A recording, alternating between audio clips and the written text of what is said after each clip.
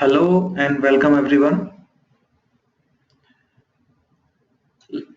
In the session 1, we discussed about basics of Python, the installation and execution of our first program. Also, we discussed about the formation of a program, the basic elements of Python language.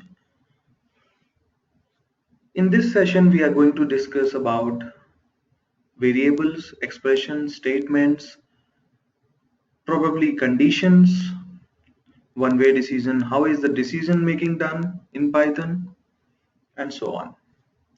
So let's get started.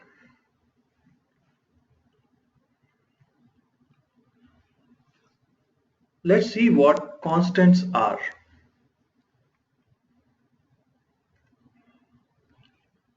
Constants are fixed values such as numbers, letters, and strings.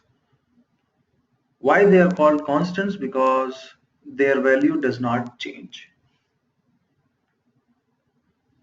Numeric constants, like the numbers, as you can see over here, you have this number 1, 2, 3. You're trying to print it and you get the output 1, 2, 3.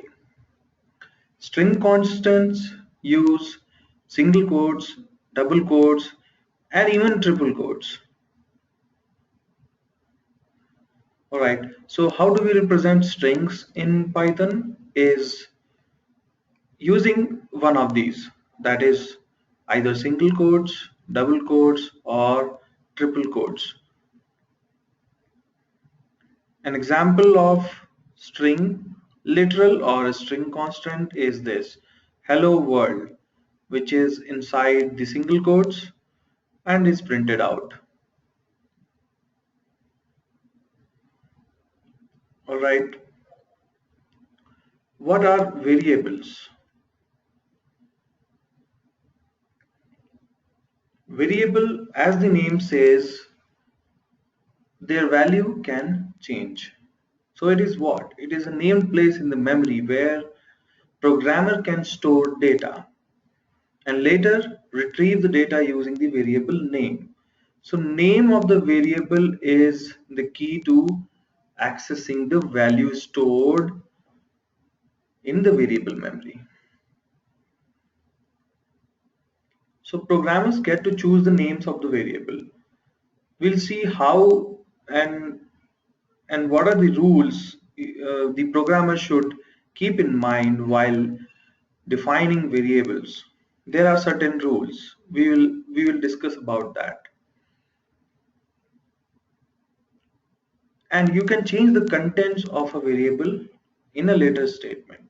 That is, we'll see how this is done. So as you can see here, x is a variable. In fact, the name of the variable is x, which is holding the value 12.2 is the value, or you can call this as a constant. It is not a mandatory requirement that the value has to be constant. It can be assigning one variable to another variable. We shall discuss about that.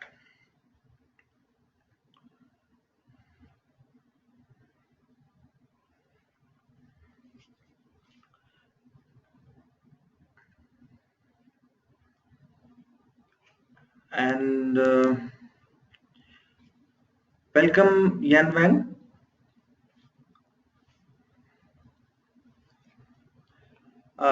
So probably I will unmute you for this session so that you can ask questions over video if you have any.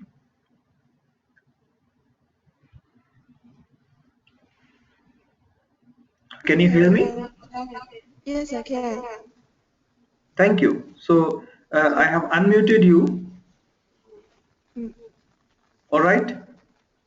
Okay. Okay, so if you have any questions, you can ask me over audio itself. Okay, got it. Thank you. Yep. So we'll carry on. Mm. All right. So as we were discussing about variables, or we will do one thing that if you have a question, you can just raise a question on the questions window, and then I shall unmute you. Is that all right? All right. All right. All right. All right. Thank you. Mm.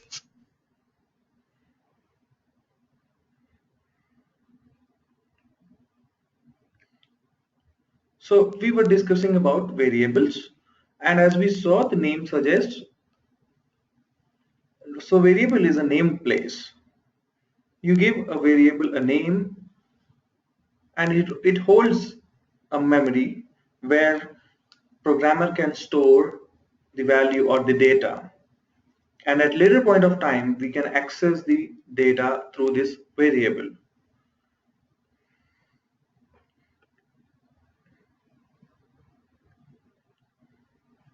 So as you can see, we assign the value 12.2 to the variable x, and we had this 12.2 in the memory. The box represents the memory. All right, and this memory region has the value 12.2 right now, and this memory has the value 14, which y is representing. Now in the next slide we saw, we tried changing.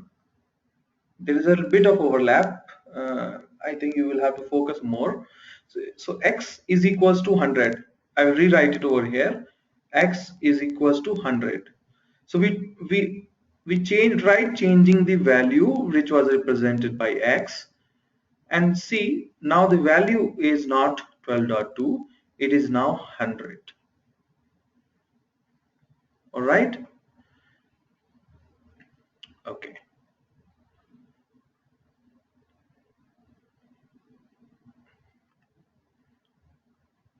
And as we were discussing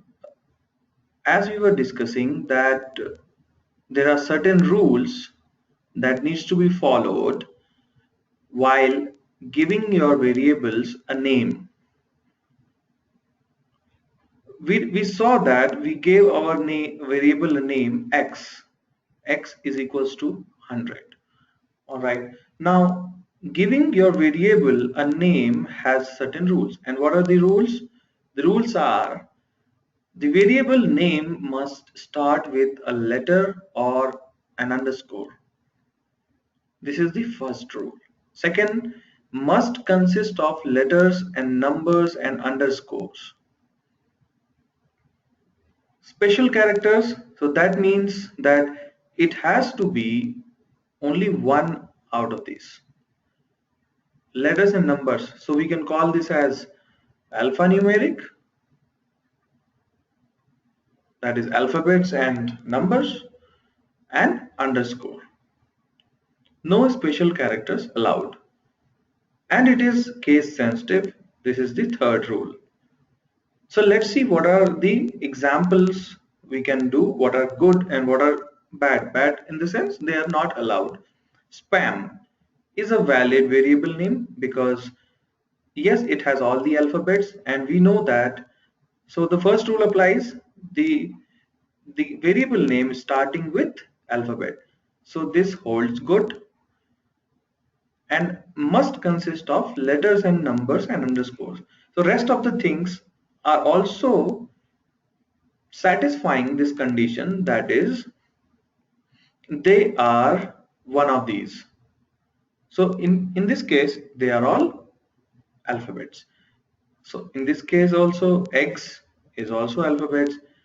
This one starting with alphabet, true, and yes it has numbers but not in the starting point, and since rest can be numbers is also valid. This particular variable name, Now this variable name is starting with underscore, which is also a valid.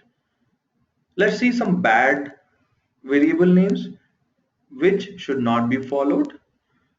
This particular variable name, it starts with number and it is not valid. This particular variable name hash sign starts with special character and again this is not valid. The third one is also not valid because it has a dot character in it. Alright. Now what we meant by case sensitive is small letter spam and capital spam are both different. So these both, or in fact all these three, are different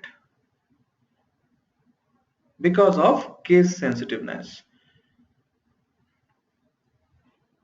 I hope we now know how do we give our variables a name, a valid name.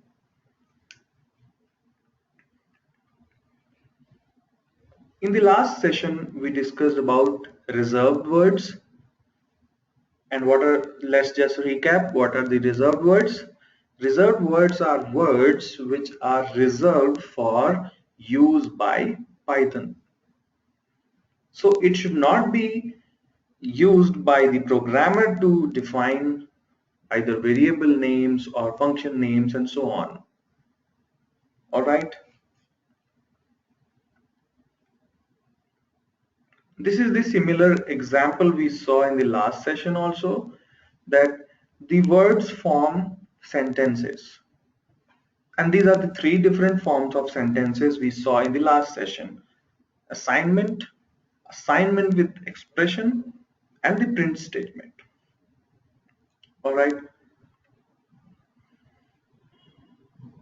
Now let's see what do we do in an assignment statement. So in an assignment statement, we have the operator, which is the assignment operator. This is the assignment operator. And now the right hand side of the assignment operator can be just a value, can be a variable, or can be another expression. Expression which evaluates, so expression which evaluates to a value or a variable. All right, now let's have a look at this, what it evaluates to. So we are trying to evaluate this expression. This expression says 3.9 multiplied by x multiplied by 1.1 minus x. X might be holding an initial value before this assignment. Let's say x has the value 1, or let's not take, so this becomes 0 in that case. Let's just proceed with 1. So in that case 1 minus 1 is going to be 0. This evaluates to 0. X is 1, this is 3.9, and 3.9 multiplied by 1 multiplied by 0, this particular expression evaluates to 0, which is then assigned to x. So this is how you can form an assignment statement. So to the right hand side of your assignment statement can be a value, can be a variable, can be another expression which evaluates to a value or a variable. All right.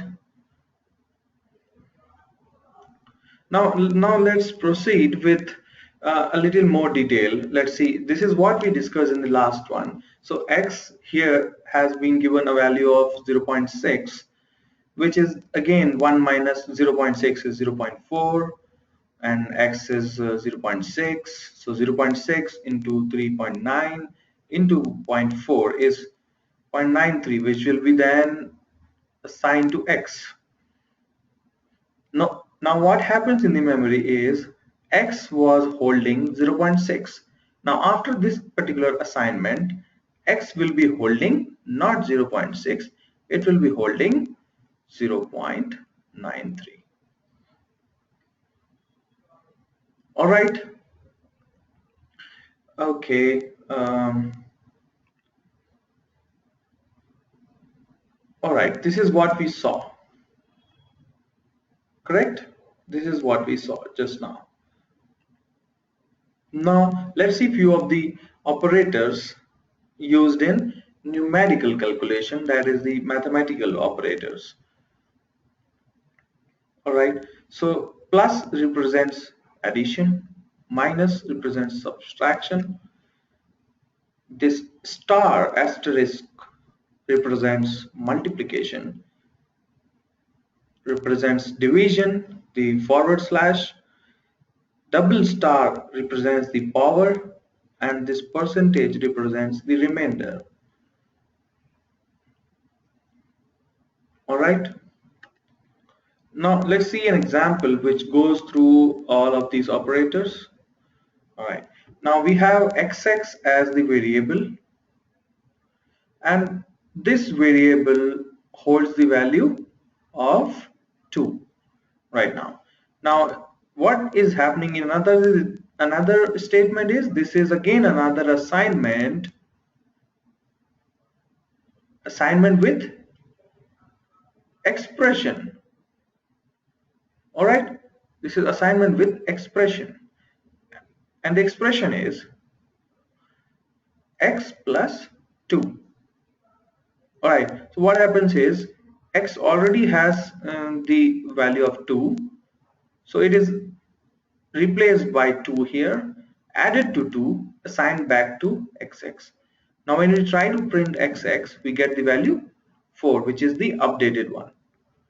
All right, this is the similar case with multiplication. Multiplication, what happens is these two numeric values are multiplied and stored in yy.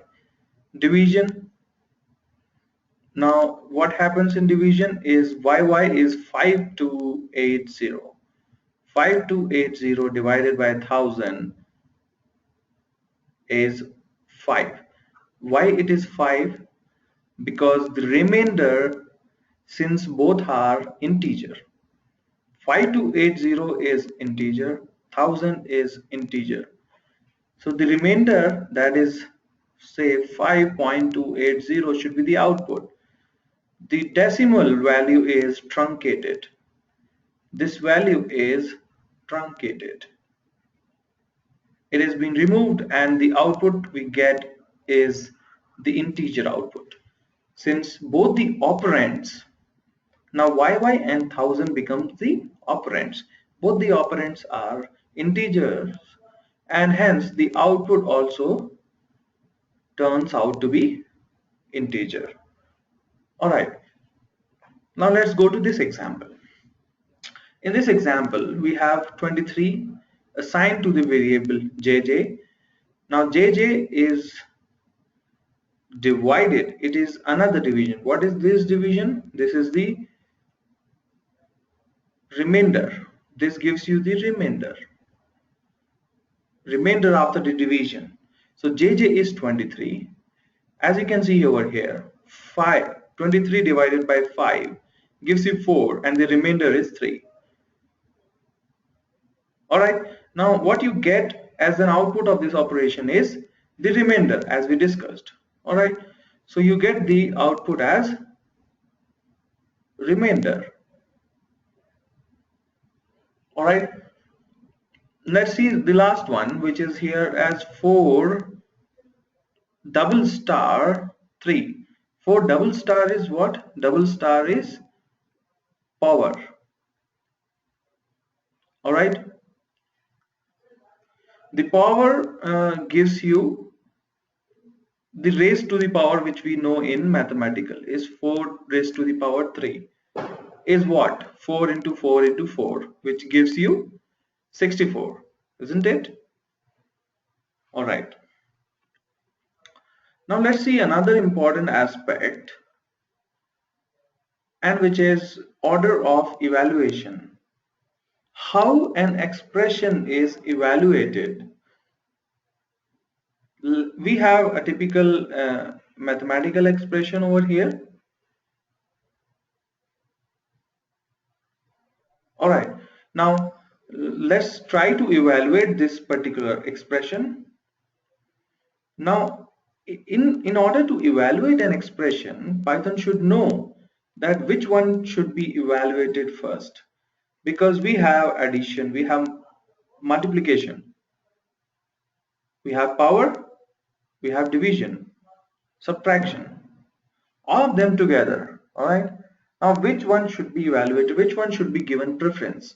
That is called operator precedence. All right. Which operator takes precedence over the others? Let's see. So these are the operator precedence rules which will be taken care when evaluating an expression. So which is given highest precedence? The parentheses are given highest precedence. Next comes power, next multiplication, addition, and what you see over here is the associativity. How are they evaluated? So they are evaluated left to right. All right, we'll see how it is. The thing to keep in mind is this, that parentheses are always respected.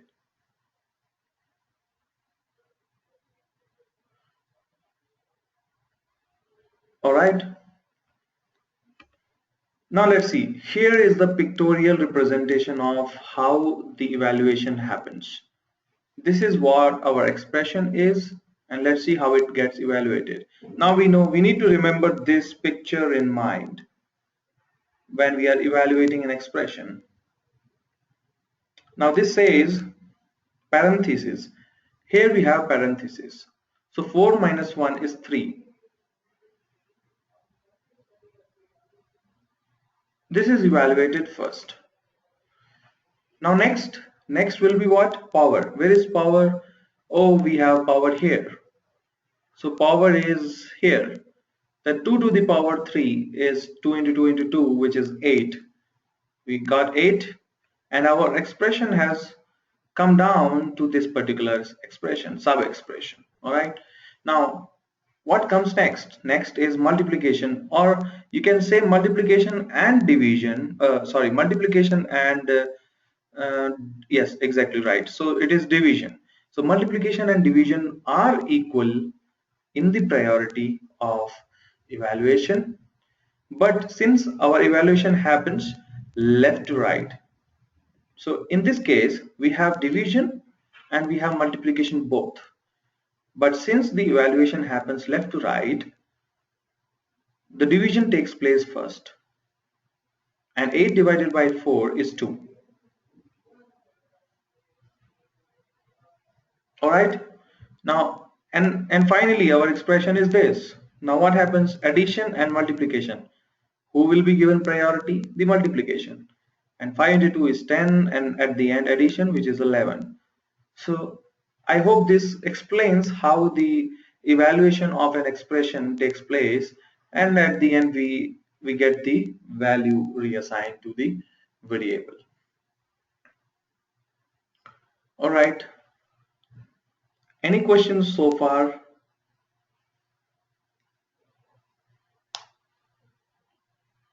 Okay, we shall proceed further, and if any questions, we shall take that at the end of the session.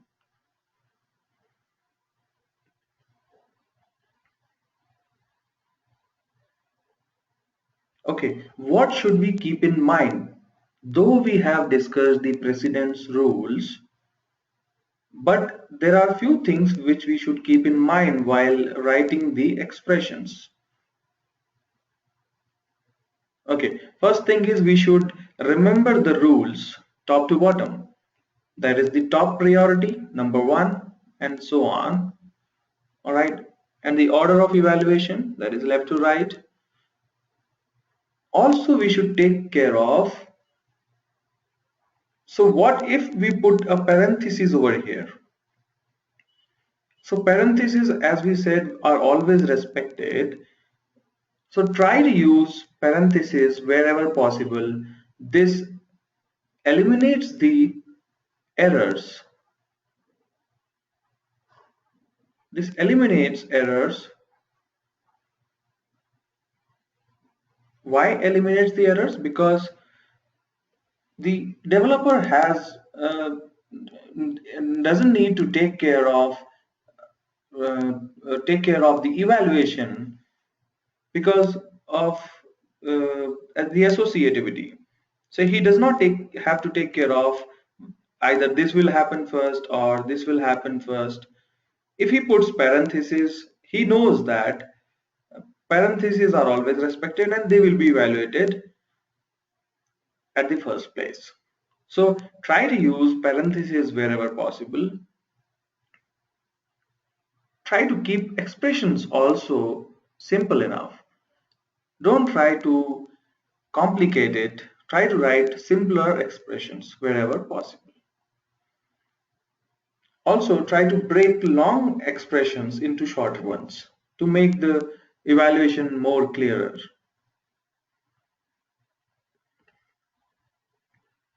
Okay, and this is what a partial of this thing we discussed, that we tried to divide an integer with another integer and the decimal value was truncated, isn't it? This part was truncated and we got the value as an integer value, which is not the correct value, in fact, but is sometimes needed, right? So this is what we discussed, that integer division truncates, all right? Floating point division produces floating point numbers. And here is the example. Integer division by integer division, since there is no remainder, it is the exact output as expected. Now let's see here, 9 divided by 2 is not exactly 4, it is 4 and the decimal values. Alright, but what happens is the decimal value is truncated and the integer value is the output. Alright, but at times we would need 4, at times we would need the exact value. And so we need to take care where we need integer value, where we need the exact value. If we need exact value, we need to take care of it by using floating point numbers. Floating point numbers, not integer numbers, like here. So this particular uh, example gives the value as the floating point. Since there is no remainder over here, so it is 0. In this case, if this was applied using integers, the output is 0. Whereas if you use floating point, that is the decimal numbers, the output is the exact output as expected. All right. Now what if we try to mix integer and floating? If you try to mix integer and floating, so the result is floating because the integer is converted to a floating point before the operation. All right. What happens in this is one is integer, another one is float. The result will be float. All right. I hope this is clear. So when you try to mix integer and floating, the result would be floating because integer would be promoted. This is also called promoting. So int is promoted to float. All right. Now, what does type exactly mean? We say that we have integer type, we have float type, we have string type. What exactly is the type? Type is nothing but the type of the data which we are dealing with, and hereby we are telling that what is the, let's say an example, x is equals to 2. We are saying that what is the data type which x is holding, what is the value of the what is the type of the data which x is holding. We're saying that this particular holds a number. All right, that we mean by the type. Now Python knows the difference between integer, number and a string. Since we said in the last session that it is a dynamically typed language. Dynamically typed. Since we said dynamically typed because Python knows what is the type of the data at runtime. So when you make an assignment like x is equals to 2, Python knows that we are assigning a number and hence the type would be a number. All right. Okay. And it in fact also knows that when you are doing plus, that is addition we just saw as a numerical operator, and when we do plus on numbers, it knows that it is an addition operation. All right. But when we do plus on strings, these are strings. When we do plus, this is called concatenation.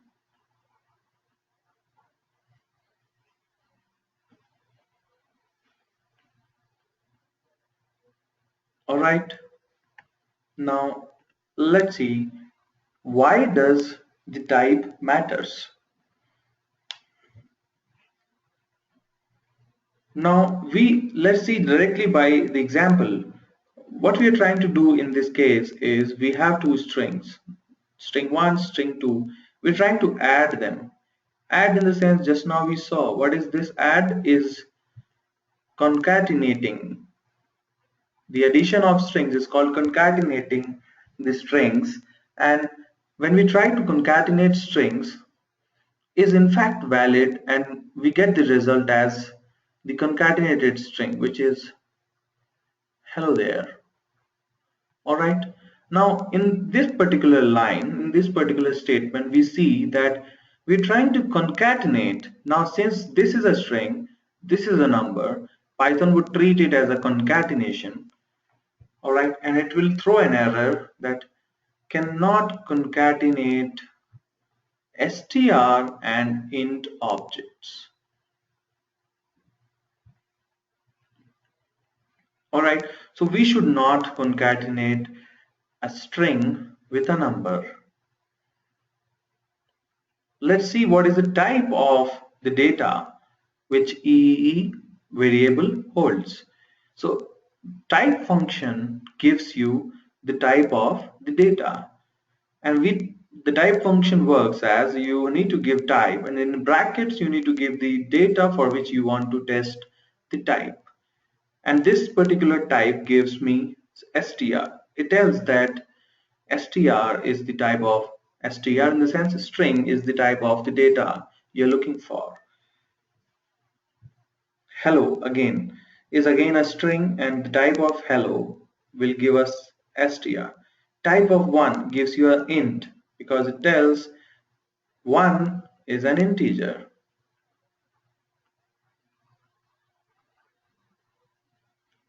Fair enough. All right. Now let's see. We just discussed about the overall perspective. That is, we just saw that we treat these guys as numbers, but in turn these numbers are also categorized. We'll see how. So we have xx is equals to 1, and when we try to get the type of xx, we get integer. Since 1 is an integer, though it is a number, but the subcategory is integer. All right. We have another variable which holds the value 98.6 temp. When we try to get the value of temp, that is the type of the temp, we get float. So float is another type of number. and float represents the decimal values also. 1 is again integer. 1.0 is a float.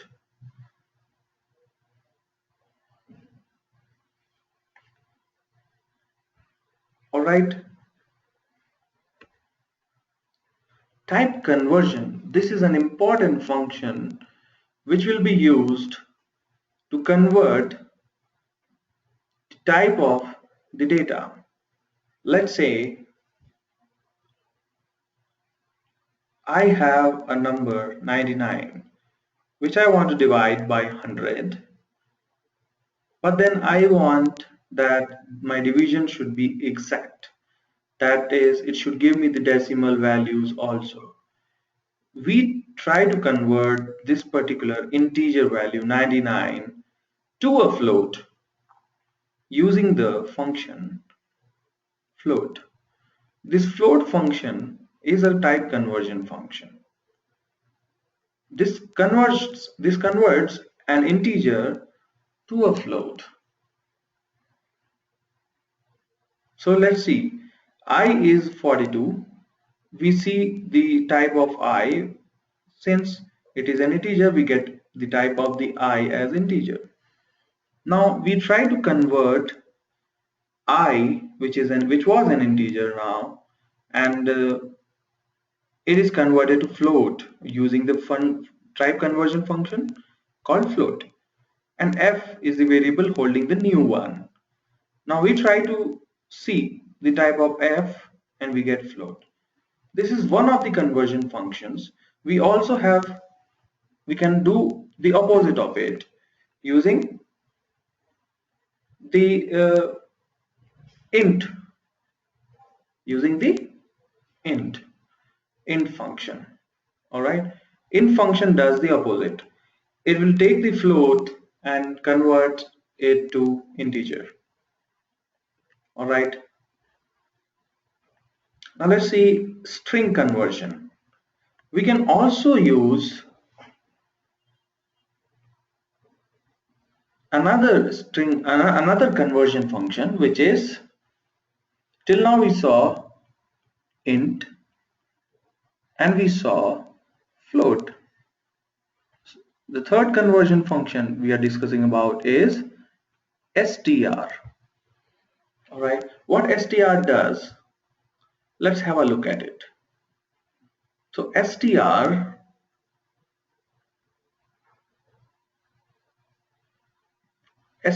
converts an integer or a float to a string.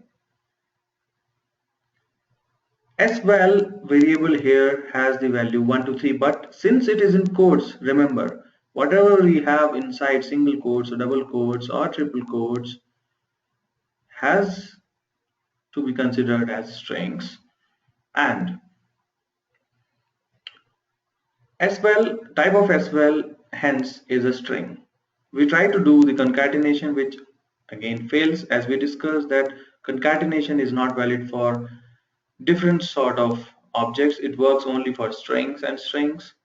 It cannot work for string and integer or integer and integer. All right. So now what we are trying to do is converting this as well, which is a string, which holds the string 1, 2, 3. So now we are trying to convert this string 1, 2, 3 to an integer, which is ival. Now see, it is successfully converted and we can see the type of ival as integer. All right.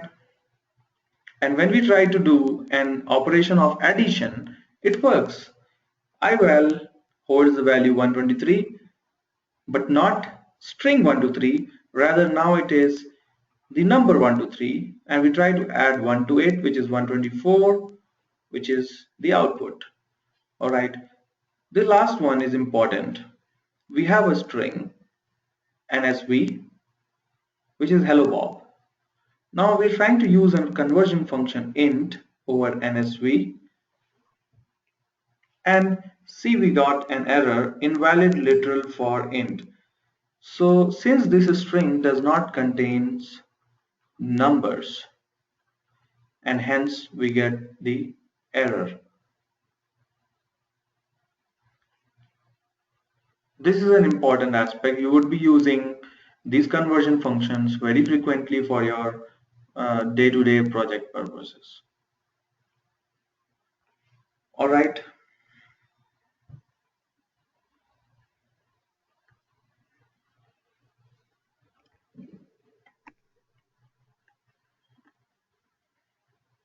Okay. Now let's see how can we take input from the user. What is the way to take input from the user? So user probably would be giving input from the standard input, that is from the keyboard, and let's see how can we do that. The raw input is the function to do that, right? So raw input takes a string as an input, but remember this string is not processed. Okay, this is just for displaying to the user a help or an example string what he needs to enter. So let's see what we are trying to do here is we have the function raw input. It takes the string who are you as an input. Now this is a help string which will be displayed to the user telling that what is the input, what is the type of the input the user is looking at. And user is asking who are you, is asking us the name, and what it returns is this. The raw input function returns a string. So whatever the user has, in the yellow part you can see this is the input from user, Chuck, right? So this Chuck will go as a string. So this NAM, probably it is a misspelled one, so it is NAME. Okay, so the name variable holds the value input by the user, but remember that it's gonna be string always. Raw input is going to return us string. When you try to print welcome name, we get welcome Chuck. Chuck is the value which user had in input. All right. Converting user input. Let's say what happens since we discussed that raw input always returns us a string. What if you don't want a string? What if user wants to input some number over here? Let's see how to do that. Converting user input. All right. So if you want to read a number from the user, we must convert it, all right, from a string to a number. So what we are trying to do here is we are trying to get the floor number. As you can see, the diagram here tells us clearly that we're trying to we see a lift over here which has numbers, and we're trying to get the floor number we want to go to, say Europe floor, right? Give me the Europe floor, tell me where the Europe floor is, and we put this string, and remember this string is going to be a kind of help string, right? So user gets this, and it waits for the user. All right, what happens is this help string is displayed on the console, all right, and then it waits for the user to input something using the keyboard or something, right? And user inputs 0. And remember we saw that raw input is going to return us a string, not a number. So what INP will get is 0 in string form. INP will be this. It is our responsibility, if we want to use this particular string as a number, we need to use appropriate type conversion function. So we tried using integer because we know that the floor number is going to be an integer. We try to convert this particular 0 string into a number 0 and then add 1 to it, store it in USF, and when we try to print USF, we get US floor is 1. So I hope this is clear that how do we take input from the user using the raw input. But the point to note down here is that raw input always returns as string, all right, and it is our responsibility to take care of converting it to the appropriate data type using our type conversion functions like int or float and so on. All right, let's see another aspect, which is comments in Python. What are comments? Comments are, comments are something which do not get processed again. They are just for readability or describing the context of program.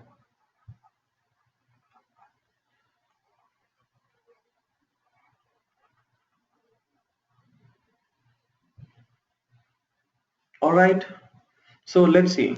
Anything after a hash is ignored by Python. As I said, that it does not get processed, it gets ignored by Python while executing. So anything you see post or following hash is called a comment. This particular hash is used for single line comment, and the double quotes or the string type. So whatever you type in between the quotes is multi-line comments.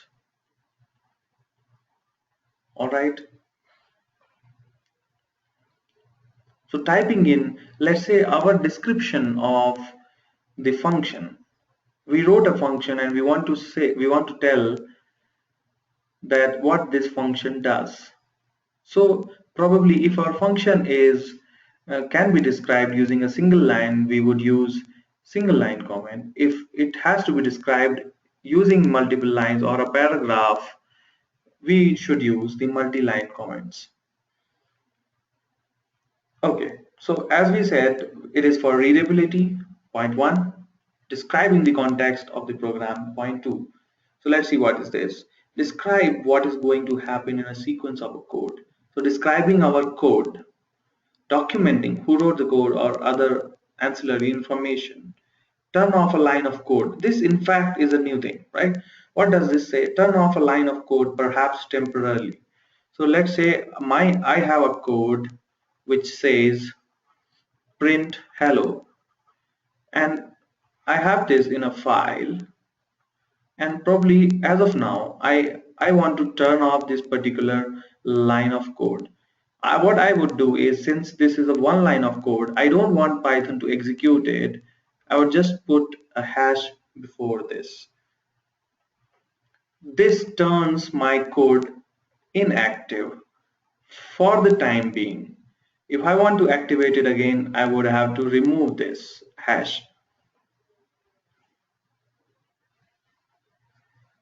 All right. Okay. Now this particular program, which we have been seeing from the session one, has come again. But let's see what we intend to explain in this particular slide is the yellow part. The yellow part tells that these sentences, these lines are all comments, isn't it? Comments, and hence they do not get executed, they are not processed, but are used for describing the functionality of our code. And what it describes is, as you can read here, get the name of the file and open it. So it tells that the following piece of code does this. What it does?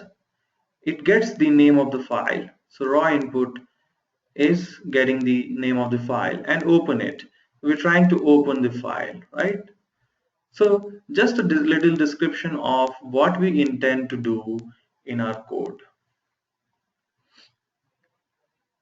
This is when the comments are used, and they are very much useful if you want to ship your code to someone, and if there are no comments, what is going to happen is probably they won't understand your code, and maybe they would have to get you on board to explain your code again. All right, now let's see some more operations. We just saw that plus implies concatenation. When it implies concatenation, when we are dealing with strings. All right, there is another type of concatenation, which is multiplication. This asterisk implies multiple concatenation. Let's see an example over here. So ABC plus 1 2 3 is normal concatenation of two strings, which gives us the concatenated or the added string as ABC 1 2 3. Let's see how multiple concatenation is done. We have a string hi and we multiplied, that is asterisk of 5. So hi is repeated 5 times and we get the output as one long string, which is basically one string multiplied by 5 times, concatenated 5 times basically. All right. So we also have seen this, that Python knows when it is dealing with a string or a number and it behaves appropriately. We don't have to worry about it, and that is the beauty of Python. All right. Now, one more thing to remember here is regarding variables. We saw some rules which gave us an idea about the proper or the correct defining the variable names, giving the variables an appropriate name. All right. Now, as we see, what also we should remember is giving the variable names as per your program function. Say, for example, your program is working on doing a square of a number, and if you name your square variable as something as s is equals to x asterisk um, x, or probably x power of 2, since this is a square, right? So this is probably not a good idea to give your variable a name, though it is valid as per our rules. It is of course valid, but giving this name such as s does not look good and does not give us a clear picture of what this program is gonna do. So probably we would want to do is that give the variable a name which is memory aided, like people can remember and try to understand better what the variable is intending to do. So we can probably give this a name as square, and remember, square is not a reserved keyword or reserved word, so we can go ahead and use this as a variable name, and we can say square is equals to x into x. All right, so this also we should keep in mind. Uh, and again, like x also isn't, this is just an example. We were trying to correct s here. We should also correct x over here, right? Or we can say square is equals to number into number. All right, this is a good way to do the programming. All right, let's proceed further and let's see what we were talking about. Right, now just see, have a look at this. This is our variable name, and who in this world could understand probably what this variable does? All right, so this is not a good idea. Good idea? No, a big no. It is not a good idea. All right, and the same program is written with a good variable names here. So we're trying to compute the pay and these variable names does not look good relative to our computation program. It does not clearly tell what exactly we are trying to do. All right. Now we have an exercise to do at this point of time. So probably you can try writing a program, Python program to do this. What you need to do is write a program to prompt the user for hours and rate per hour to compute the gross pay. So when we say prompt the user, this is taking user input, taking the input from user.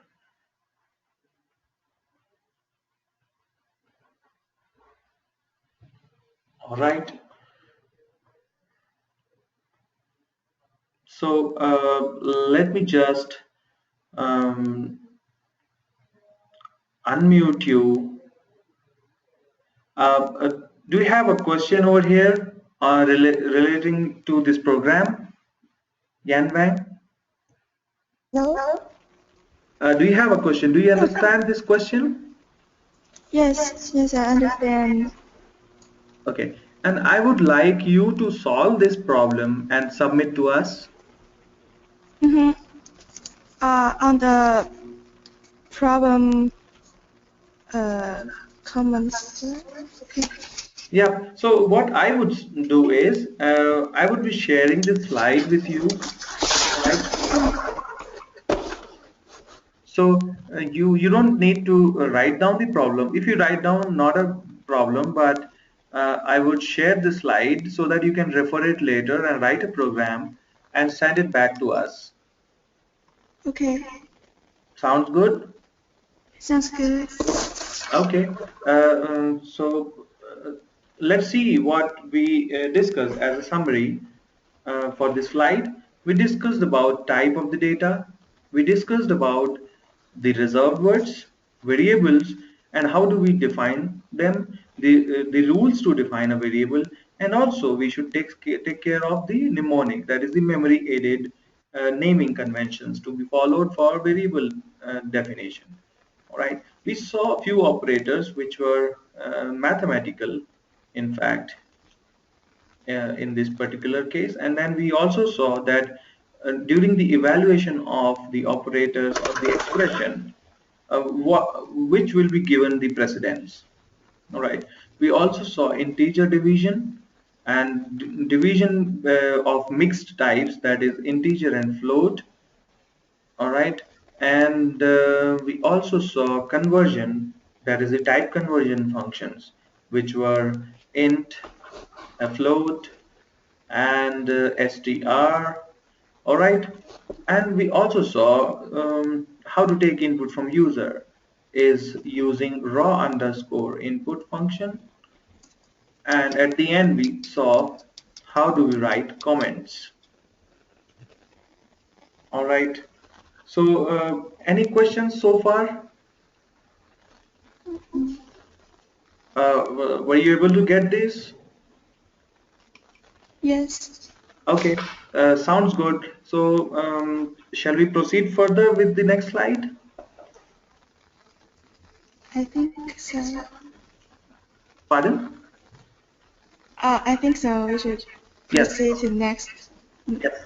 So I'll just present over the next slide in a while. Yep. Mm. Okay.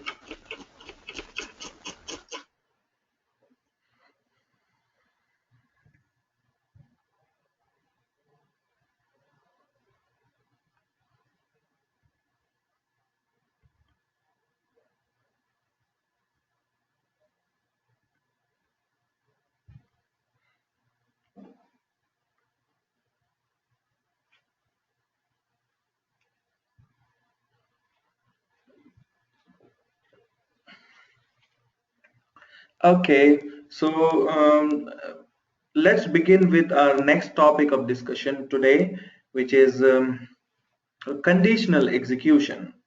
All right. Now we saw here till this point we have been discussing about statements, which were probably sequential. In the first session, we discussed about three aspects of a program. We discussed about sequential execution. We also discussed about repetitive steps.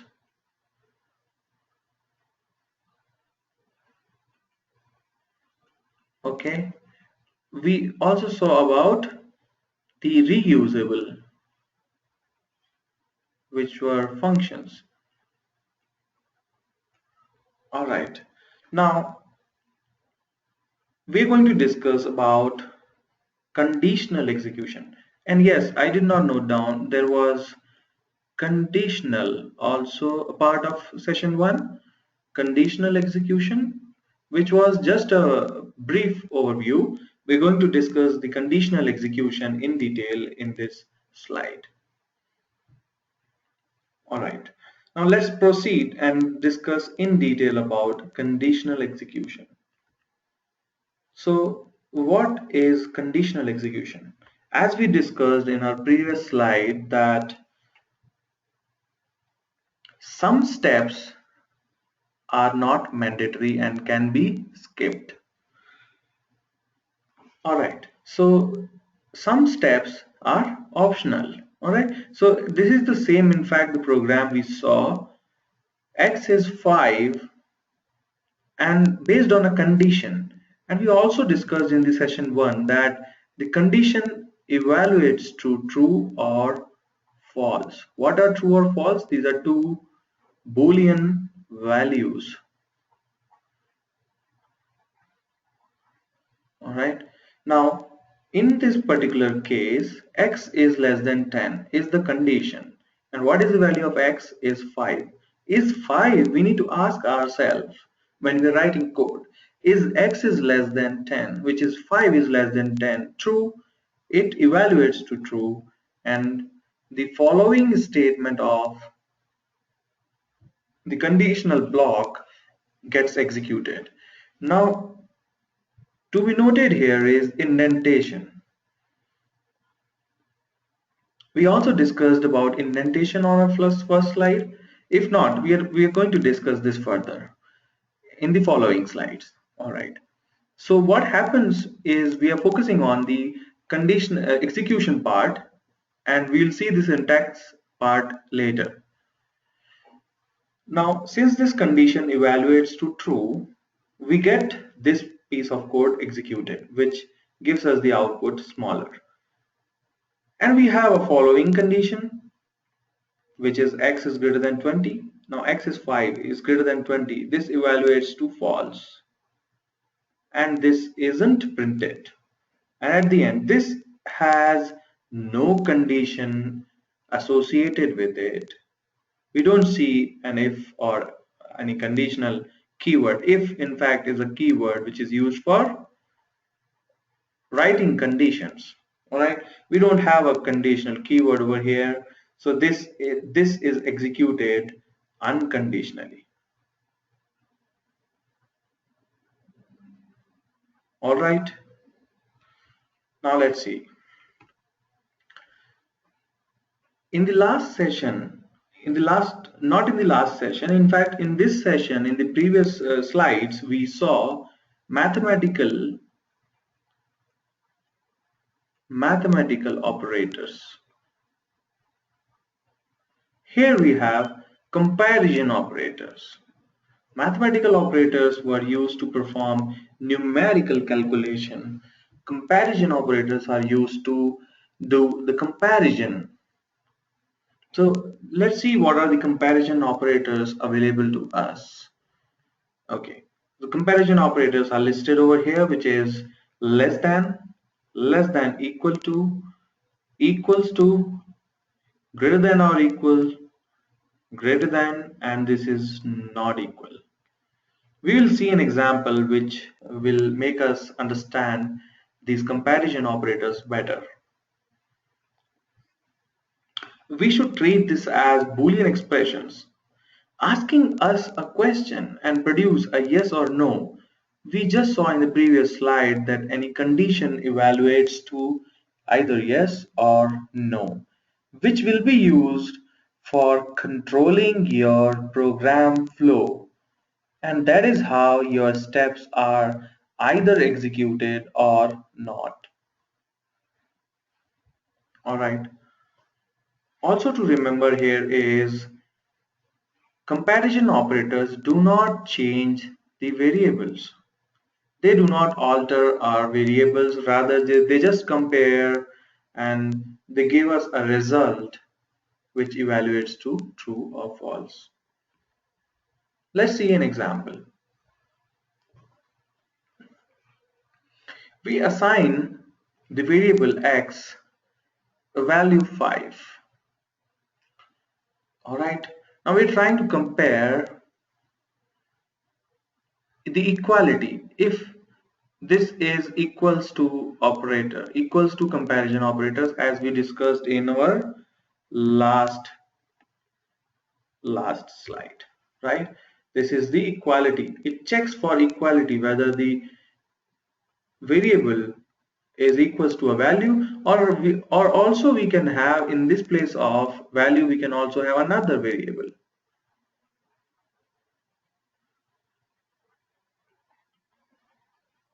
right?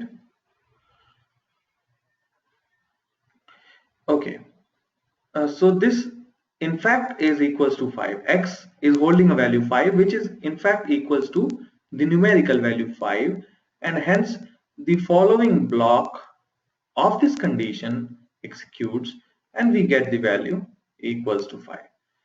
X is greater than 4 is our next condition. Yes, it is greater than 4. This evaluates to true, and the following block, which is this line, gets executed. We get this output, and so on. All right.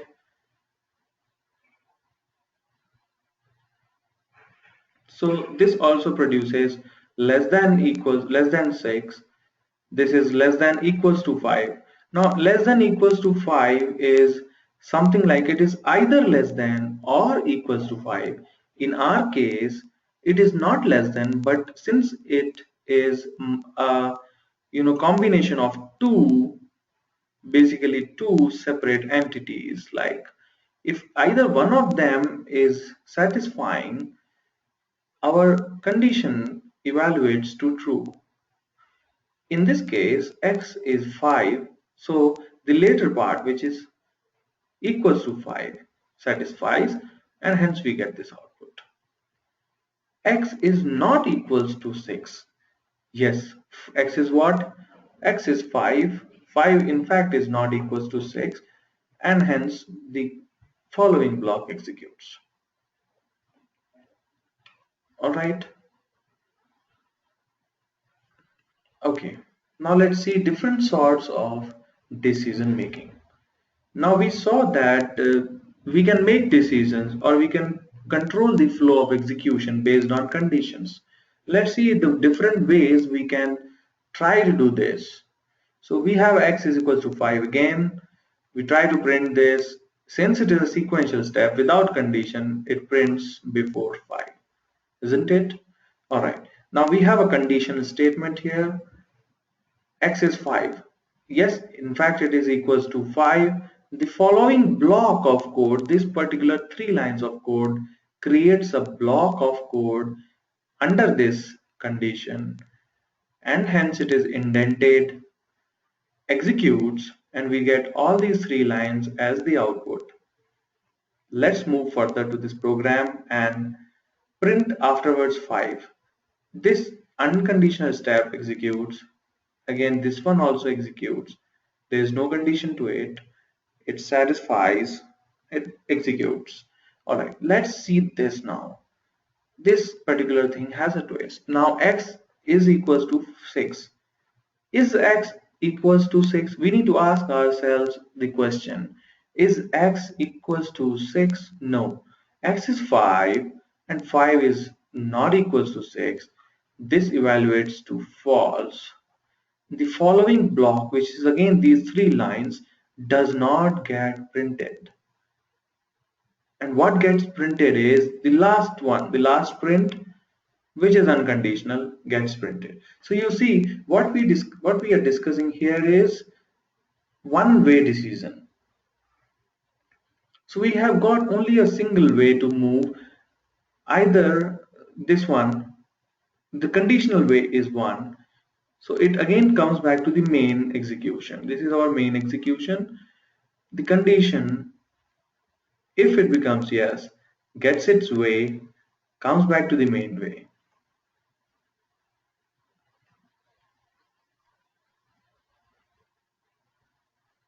Okay, so I can see a question from you. I'll just unmute you.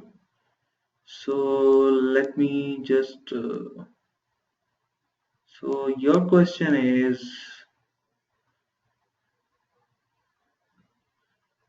does the computer judge whether a line is under an if condition or no just by the indent?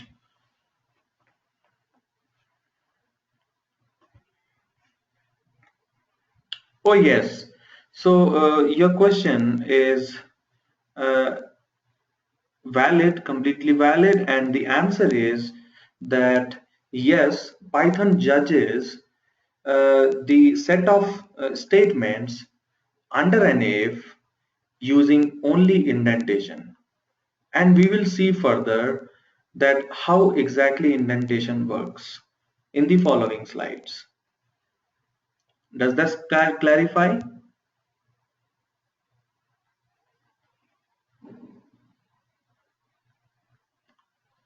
Okay, cool, fine. We'll see further, and at the end we will answer the overall questions. All right.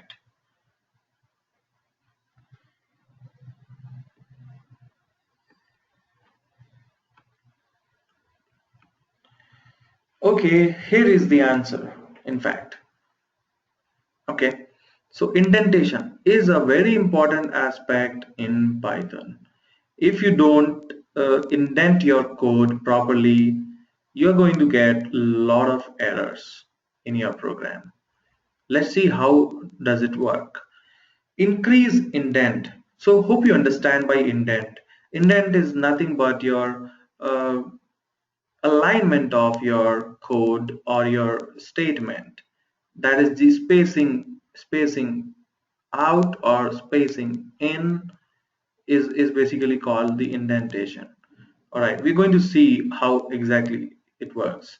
Right, so increase indent. So you need to indent, increase the indent after an if statement or for statement. So what is the syntax of writing an if statement? If statement is nothing but writing your condition statement. So you write if and you put your condition over here. All right, and then you put a colon. You see this colon marks the end of condition. End of condition. All right.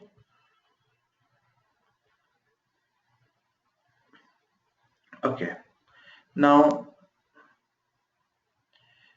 what happens is at the end of every if or for, we need to give increased indent.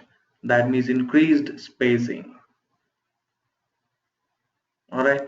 Maintain indent to indicate the scope of the block, which lines are affected by the if or for. We saw right over here. So here is the if block. Here is the if condition you wrote, and colon marks the end of the condition statement. But the block which will be written, the statements which will be executed based on this condition have to maintain an indent. You see, all the indentation over here is maintained. They are at the equal spacing from if. If let's say if is at zero indent, the following statements which we want to execute under this condition are going to get some spacing. This is the spacing I'm talking about. This spacing is indenting, giving a space right? This is called indentation. So we are trying to increase the indent after every if of our statement. See, we increased, the indentation was 0. After the if condition, it became 4, probably, because the standard indentation is 4 spaces. So the ideal indentation is one indent is 4 spaces. This is what the Python standard says. You need to give 4 spaces for indenting your code. All right, now the next step, first step we saw is increasing the indent. Another we saw that maintaining the indent. What is maintaining the indent? We maintain the indent for the following statement to the if or for to say that all these three or all the following statements are under this condition and will be executed under this condition. All right. Now reduce indent. Let's see the third one. Where do we need to reduce the indent? As we talked that it is all about indenting the code out or indenting back in, right? So when do we reduce the indent? When we want to go back to the level of the parent statement, that is if statement or for statement. Now, important thing to note here is to indicate the end of the block. When we want to end, when we want to tell that, hey, my block of this conditional statement is done. I'm done with the if condition. I want to indent out. Let me drop this. Probably this has become very untidy. All right. What I mean to say is when we wanted to block a code, that we wanted to say that these 3 lines of code is under if, we indented 4 spaces in, out, in fact, right? And when we say that I'm done with these statements, I need to move out, I indent it back. I give 4 spaces, I remove 4 spaces. This tells Python that my block of this conditional execution is done. I'm done with this if, and the following statements are not going to be part of this if. Whatever is following is not going to be part of the above if condition. All right. See an importance of indentation in creating block of code. Right. Blank lines does not actually matter. Blank lines are ignored, so they do not affect indentation. All right. What does this mean is if we write a line, say if condition, and we give a blank line over here, and then we say print, this line is really not going to affect our block of statements. Okay. Even the comments on a line are ignored with regard to indentation. Okay, this will become more clearer when you write some code, some piece of code which requires indentation. That will give you a clearer picture. All right? Okay. What we need to take away from this slide is when do we need to increase indent, when do we need to maintain the indent, and when do we need to reduce the indent. This all is done to block the code. Okay, here's a warning for us. What is the warning? Is turn off tabs. We should not use tabs to indent our code because tab is programmable. You can change the tabs, right? So most text editors can turn tabs into spaces. All right. This is in fact a feature, but the warning for us is that you might get errors if you mix tabs and spaces. you may get indentation errors while executing the Python code. All right, so we should not mix up tabs and spaces. Also, we should avoid using tabs. Instead, we should use spaces. This is the way to do. Okay. And in fact, if you use any IDE, like we discussed in the session 1, if you're using, say, Eclipse or PyCharm or any other IDE which really supports Python well, will indent your code automatically. All right. Now let me just try to see if I can demonstrate this. I will just pull out idle for now, and let me just show you if uh, how does IDE indent your code. All right, this is my IDE window, and I'm trying to write an if block. So I write if, or let me declare a variable like we did before. X is, let me just increase the size if I can. Zoom height, no, no, zoom height doesn't work. Okay,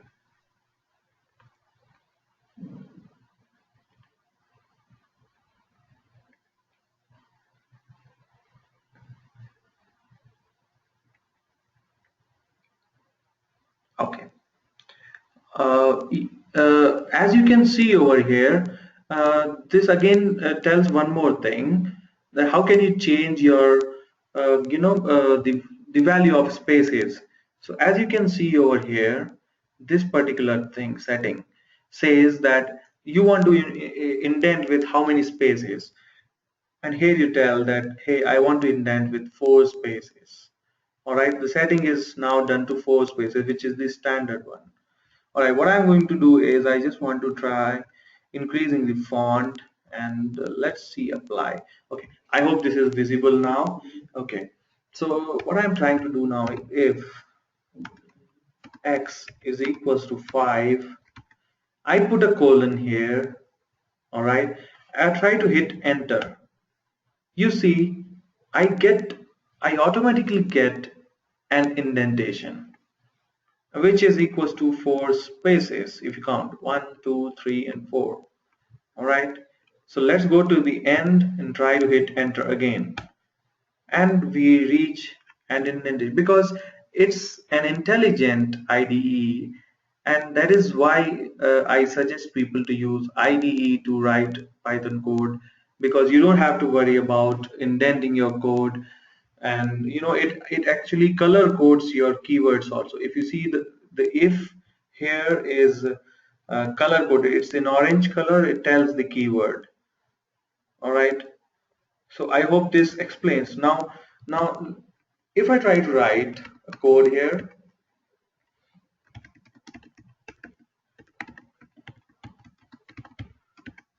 and I see again, now I am again indented to the same block, because Python expects the programmer to tell whether your block has ended or not. All right, now if I want to end this block of code, I'll just put a backspace and go back to the main stream. That is, I have moved back 4 spaces, and I can write an independent statement. Uh, let's say finish. All right, now this is how this is what the importance of indentation is, to block the piece of code under a condition or a for loop. All right, I hope this explains. Let's proceed further. All right, let's proceed further with this. Okay, this is what I was talking about, and we just saw this particular setting, the setting of indentation, or in fact here we are talking about tab size. So the tabs, why we discourage using tabs is the tab size can be modified. And if say some editor has a tab size of 5, I have written my program using the tab size of 4, it actually creates the conflict, and there happens the problem. Okay. All right, this is a very well showcased color coding of how you write or maintain the indent. You see, when we are trying to write this, the parent block of code, yellow coding. Yellow coding says maintain. So I'm maintaining. Right now there is no blocking of code. I'm not blocking any code inside any conditional block or a looped or a repetitive block of code. All right. Now here I am saying that I want to execute some statements based on this condition. I want to increase the indent, isn't it? This is what we discussed. When do we want to increase the indent? When we want to put a block of statements under any condition or repetitive steps, isn't it? Okay. Now, since when we are done with the execution of this these steps, we say I want to decrease the indent. I'm done with writing the if condition and the following statements. I decrease the indent. This is what it says, and I move back 4 spaces and write to the main execution line. All right, and so on. If you write the same for loop, the similar happens.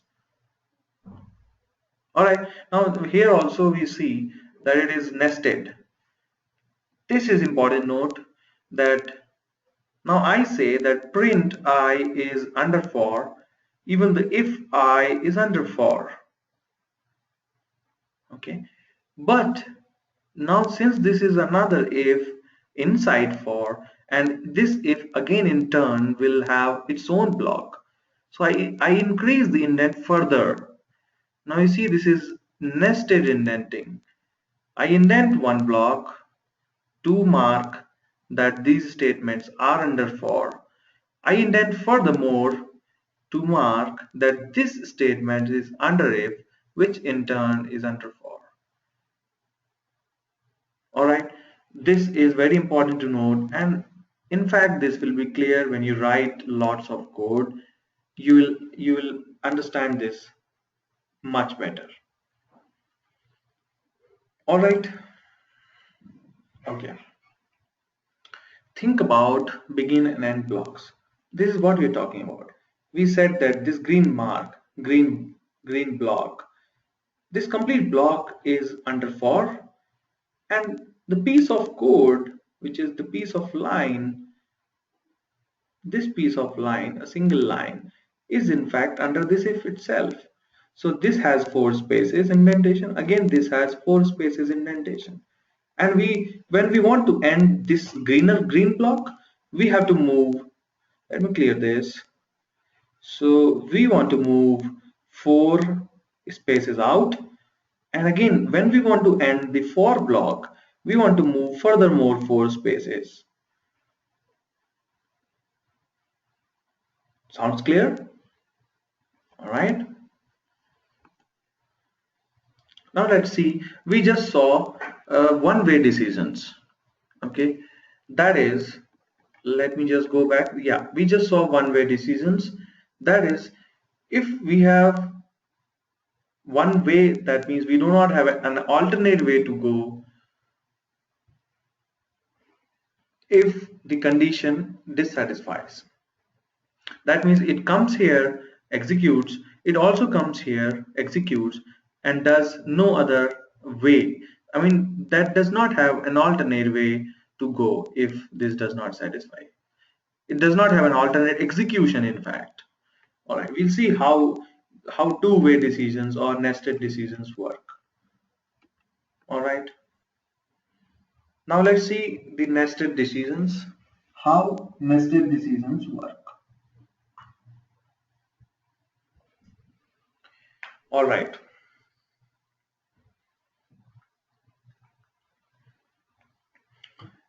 Nested decisions are decisions inside decisions. So we have this first decision, x is equals to 1. We try to compare the value of x if it is greater than 1. If yes, it goes this way. Alright, it follows this way. And we try to print something if this is satisfying. That is, if x is greater than 1, we're trying to print this. But we have another condition on this way. That means we are already under one condition. We're trying to put another condition. Right? So this condition comes under this condition. And that is when we call it as nested condition. Alright, now what happens is if this condition satisfies, we go this way, execute this statement, and we try to compare another condition. So if x is less than 100, we do this, or else we go back to the main string. Right? So we have what we should take away from this slide is we can have one condition, another condition, under a condition. We can have one condition under another condition. We just need to take care of the indentation part. The syntax of the condition remains same.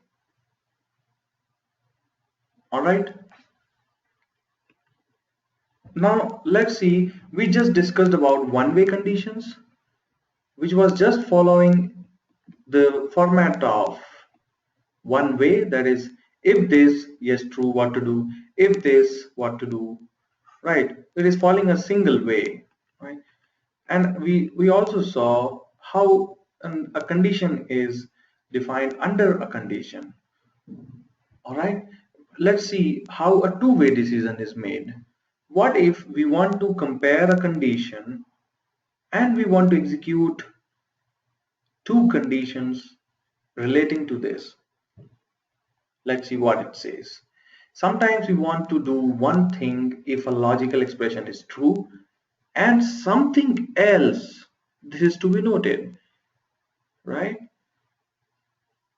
Sometimes we want to do one thing if a logical expression is true. Otherwise, we want to do something else if the expression is false. Let's see what we mean to say by this. We mean to say x is 4. If x is greater than 2, we say it is a bigger number. All right. Otherwise, what to do? It is not bigger. Now we are performing two operations based on two ways. So both the ways has its operations. Okay. So you can consider this as a real life scenario, that it is like a fork in the road. Right? You reach a fork in the road and you have two ways to go. Right?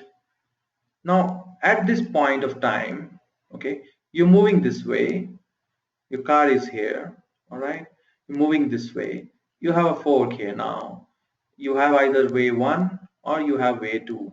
All right, now you must choose at this point of time which way do you want to go. You want to go the way number 1 or way number 2. All right, this is called two-way decisions. Either you would go follow the way of yes or the way of no. All right, and both will lead to your some destination.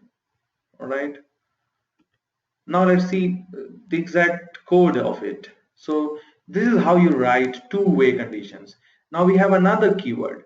In a single way, one-way decision, we just have had if keyword. If we want to make two-way decision, the two-way decision will follow this syntax. That is, it will follow if or else. It's like we asking ourselves, if this happens, I want to do this. Otherwise, I want to do this. You get this? Now, else part, else keyword does not have a condition. This is to be noted. Why it does not have a condition?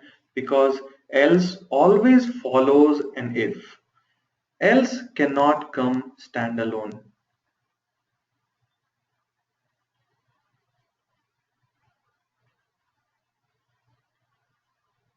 Alright, so else will be followed by an if to complete a two-way decisional statement. Alright, so we will say if x is greater than 2, we print that it is a bigger number. Otherwise, else. Remember again that else is a keyword, is another condition, is the second way to this conditional block. It is the second way to the conditional block which will have to come along with an if. It will follow an if always if it is a two-way decision. We will also focus in our further slides about multi-way decisions. Alright, I hope this two-way decision is clear. Alright, and we will take the questions at the end probably.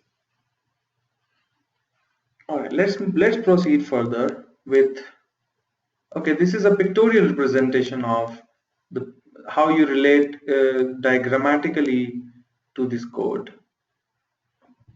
Alright, so let's discuss about another one, which is multi-way decision making.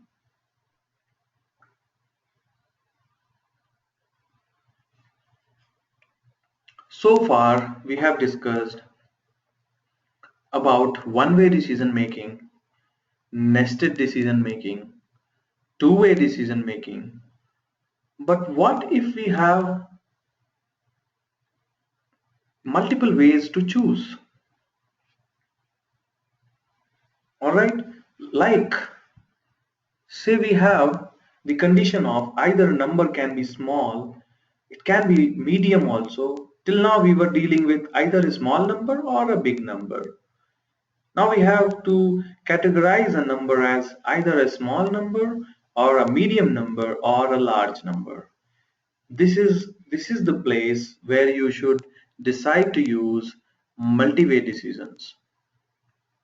Alright, so how we say if x is less than 2, I will print that number as a small number. Elif. Now remember here we have another third keyword which is short form for else if.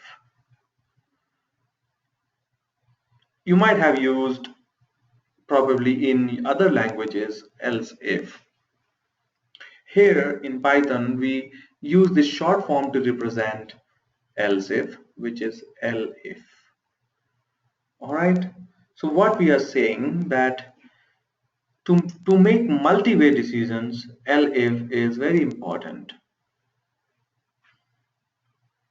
Also to note down here is in a multi-way decision, else will always be at the end.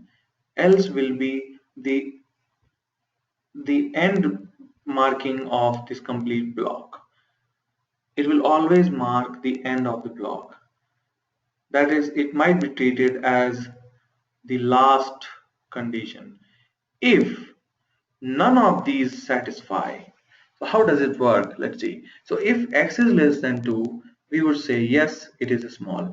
Now remember, either one of these will be executed at one time. Either one of these three conditional blocks will be executed at a time.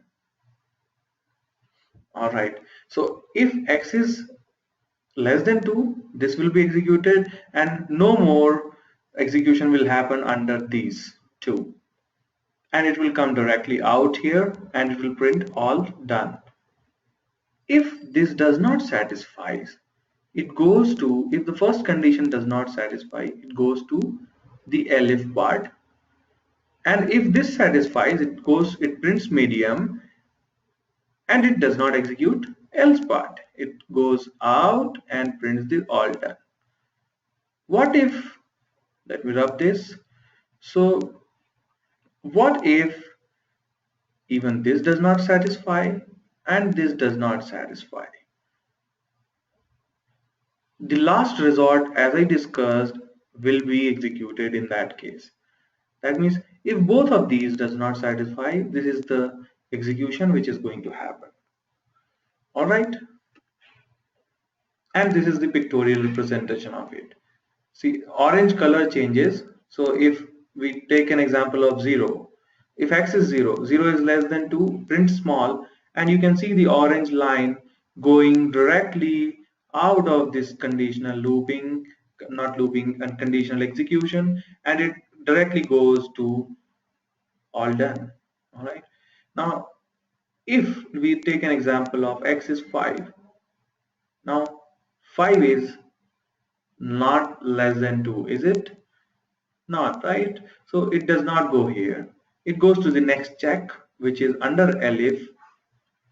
Yes, it prints medium, and see, it directly again goes out of this conditional execution and prints all done. Last type of thing, if x is 20, so it neither executes this nor executes this. It goes to the else as the last resort, executes this, and goes to the this particular unconditional execution. All right, I hope this is clear. This is the same as that, but now the point to be noted here is instead of three, now we have many actually multi-way decisions. So if is we are considering now small, medium, big, large, huge, enormous, right? We have categorized our number as many. So remember the execution flow. It will happen this first. If this satisfies, it goes directly out of it. If this does not, goes here. If this satisfies, it executes this, goes out. And if none of these execute till elif, last elif, so the middle one, you have to remember that first keyword to be used in a multi-way decision is if. The following, but not the last one, will all be elif, and the last one would be else. All right. Okay. Now here I have a puzzle for which I will just unmute you and let me just unmute you and you can try answering this question. Can you hear me? Yes. Yes. So can you read out the code over here? Yes. Okay. So what I want you to try out and giving an answer. So I have two block of code. So this becomes question number 1. Okay. This piece of code becomes question number 2. So I want you to try this, that which of these conditional execution will never happen. Hmm.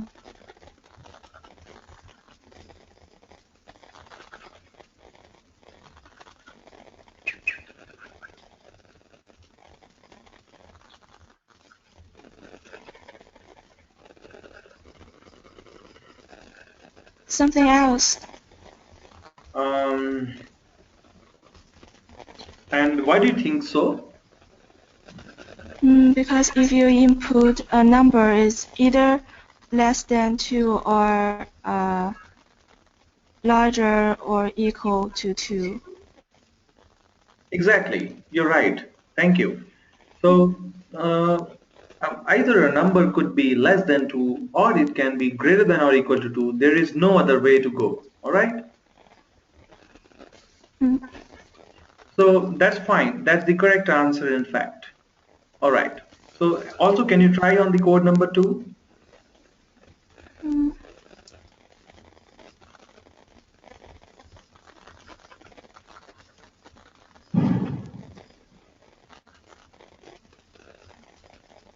Print below 10. Below 10. All right. And why do you think so? Mm. because below 10 is in the range of below 20 and is after below 20. So if a number is actually less than 20 and larger or equal to 2, it will the second line will execute it, which is below 20. And All below right. 10 will never be executed. Right, right. Absolutely correct. I appreciate your answer. Thank you very much. Thank you. So this makes sense, and I think you understand it better now, right? Uh, Mm, all right. So let's proceed further. Yeah. Thank you very much. thank you. Okay. All right. So here was the puzzle. Okay. Let's see the try and accept structures. Okay. So what if your code is going to give some errors? Okay, what happens if you have some error during the execution of the code and your program terminates immediately following the error, but you don't want your program to terminate um, abruptly, and rather you want to handle the error which has occurred. So these are the statements, these are the keywords which will be used to rescue at this case.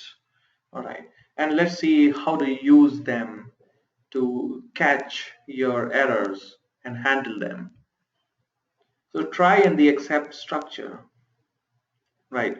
So what you basically try to do is that you actually try out your code, the code which is dangerous, the code which you feel that might cause some problem during the execution. You put it under a try block, and you keep an except block following the try block, which will catch the error which has occurred in the try block. So if the code in the try fails, if the code, the dangerous section of code which is kept under try, if it fails, it jumps to the except section to handle the error or the exception which has happened.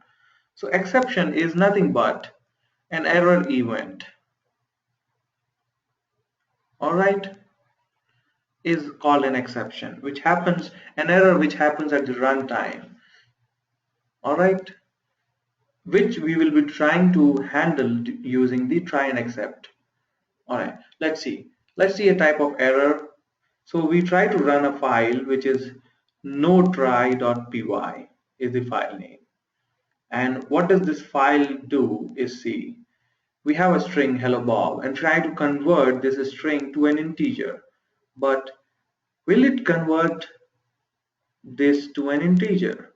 No, it will not be able to, because this string has got no numbers in it, and hence it gives an error. What is the error? Look at the error which has been thrown by Python is value error, invalid literal for integer with base 10. So it really does not was able to perform the conversion, right?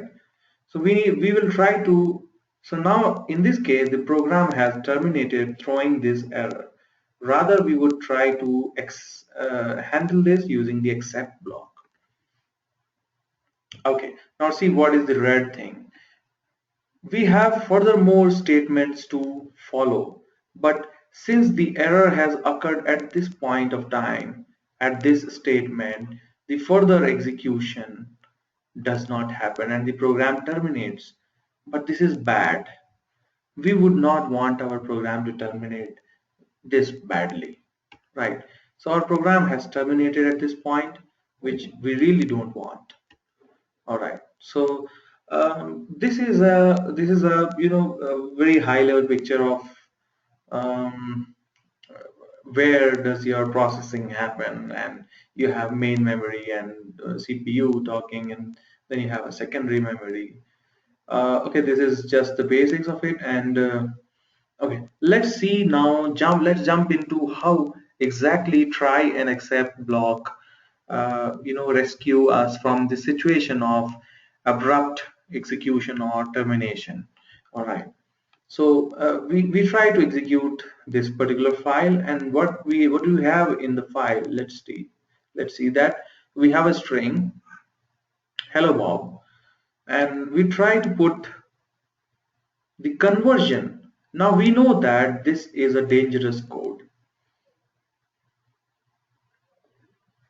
And why is it a dangerous code? Because the conversion might fail in cases of converting a string to an integer which does not have a number. We just saw an example of it, right? We try to convert a string to an integer which does not contain a number. All right, and boom, this is our dangerous code. So we always try to put our dangerous piece of code inside a try block. We call this as a try block.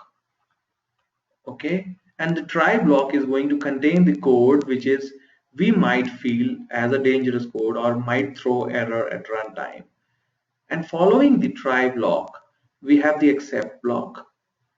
Following the try block, we have the accept block, which will catch the error which has occurred in the try block. All right, so whatever error happens over here, we're trying to catch that error and handle it rather than terminating the program, right? And what do we say is, if the error happens, we're trying to reassign this istr to -1 and proceed further. So now you see the program is not going to terminate abruptly, rather it is going to give some sort of output, right? And what you see, the output is here. All right. So now in our case, what is going to happen is hello Bob is assigned to ASTR, and the try block executes, which again tries to convert this hello Bob to integer. But since it fails to convert ISTR, this directly jumps over to the accept block with an error. Accept tries to catch that error and reassigns ISTR to -1, and at the end we get the output as first and -1. All right, now we have reassigned ASTR. This is another example in the same program. Okay, now we have ASTR as this string which is 1 to 3. All right, now 1 to 3 has this string has numbers in it. All right, now this will succeed, and that is why it has marked as green. So in this case, in this input, this particular conversion is passed, and hence it does not go to the accept block. Remember, the try block is executed, and if there is no error, the accept block does not execute. Okay. Okay, all right. So that means ISTR is not reassigned, and then we get output as second and the exact converted number. Isn't it good? See how efficiently we are able to handle the problem of errors in this case. All right, and this is what we saw is the pictorial depiction of how it executed. Okay, this is one more example. We try to take input from the user as a raw string. User gives some string.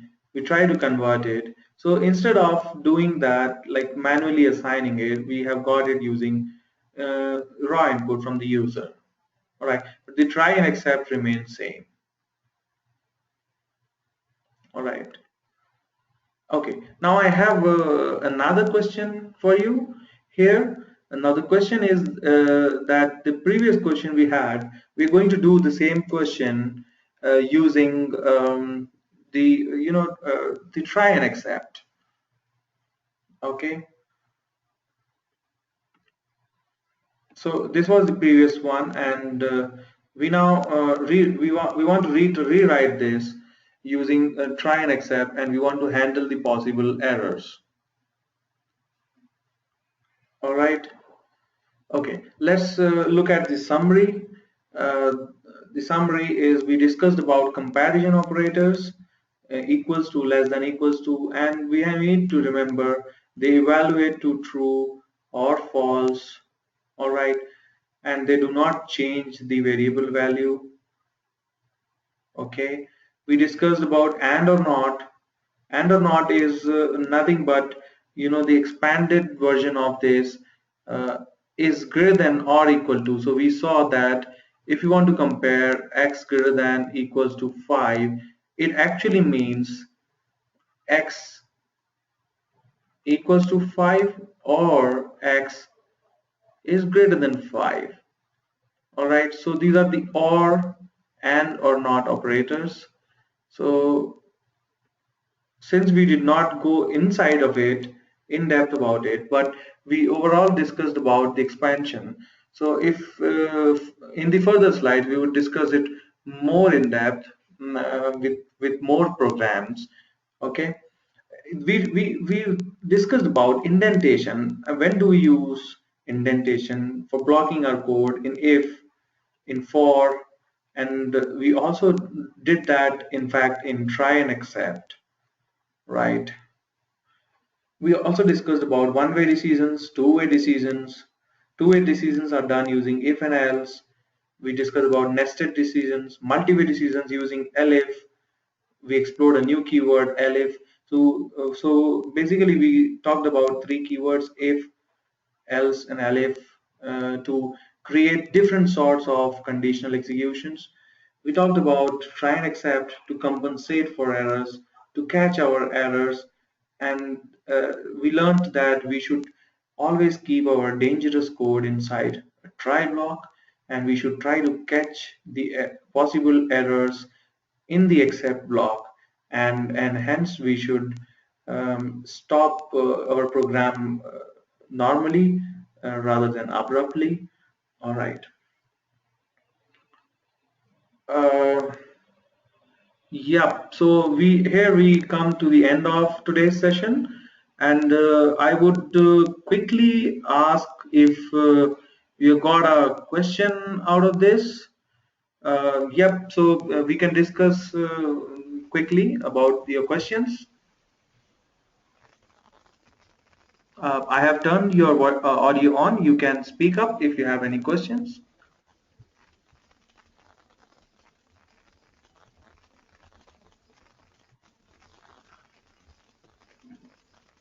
Yep. Do you have any questions, Yanwang? No, No, not yet. nothing yet. Was everything clear today? Yes, Okay, sounds good. Thank you very much for attending this session. thank you. And we will meet for the next session on 27th, that is day after tomorrow, Indian time, 8 p.m. to 10 p.m. Okay, Okay, thank you once again, and have a nice thank day. you. You too, thank you. Yep.